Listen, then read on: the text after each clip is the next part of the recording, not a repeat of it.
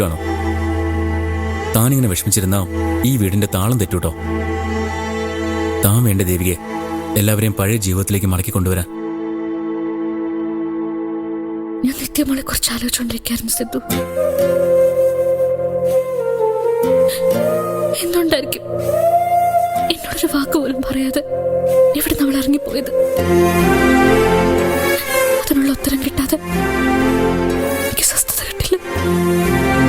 അതൊക്കെ നമുക്ക് കണ്ടുപിടിക്കാം. നിത്യയുടെ മരണത്തിന്റെ രഹസ്യം എന്തായാലും നമ്മൾ കണ്ടുപിടിച്ചിരിക്കും. വാ, വന്ന് എല്ലാവരുടെയും കൂടെ ഇരിക്കെ. താനിങ്ങനെ മാറി ഒറ്റയ്ക്കിരിക്കുന്നത് ശരിയല്ല. എന്റെ ഊഹം തെറ്റിയില്ല. ഇവിടെ ഉണ്ടായിരുന്നു രണ്ടാളും. എനിക്കങ്ങോട്ട് വരാലോ അല്ലേ? നിനക്ക് എന്താ വേണ്ടത്?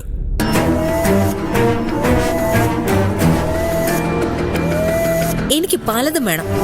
അതൊക്കെ തരാൻ നിങ്ങൾക്ക് പറ്റുകയും ചെയ്യും. പക്ഷെ മനസ്സ് വെക്കണം. അതെ, ഇതൊരു മരണ വീടാ. കുറച്ചെങ്കിലും മാന്യത കാണിക്കും. നിങ്ങൾക്ക് എന്ത് തോന്നിയ സോ കാണിക്കാം. ഞാൻ ചോദ്യം ചെയ്താ അത് മാന്യത കേടാവും അല്ലേ? ഞങ്ങൾ എന്ത് തോന്നിവാസം കാണിച്ചെന്നാ നീ പറയുന്നേ?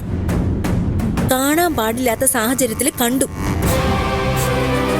അതെന്താ തോന്നിയോസം അല്ലേ? കാണാൻ പാടില്ലാത്ത സാഹചര്യവും വൃത്തികേട് പറഞ്ഞാലുണ്ടല്ലോ അടിച്ചതിന്റെ മുഖം ഞാൻ പൊളിക്കും.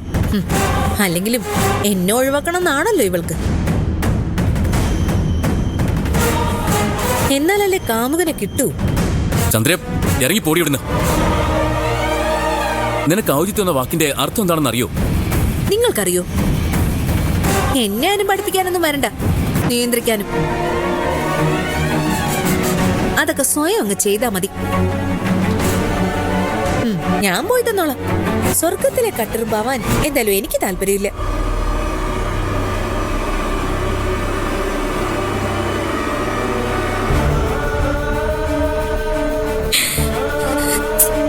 ഒരു ശല്യമായിട്ട് മാറിയിട്ടുണ്ട് ഇവള്. ഈ തിരക്കൊന്ന് കഴിയട്ടെ, കേസ് ഞാൻ ഫയൽ ചെയ്യും. കല്യാണം കഴിച്ചു വന്ന ഒറ്റ കാരണം കൊണ്ടാണല്ലോ അവൾക്ക് ഈ അധികാരം കിട്ടുന്നത്.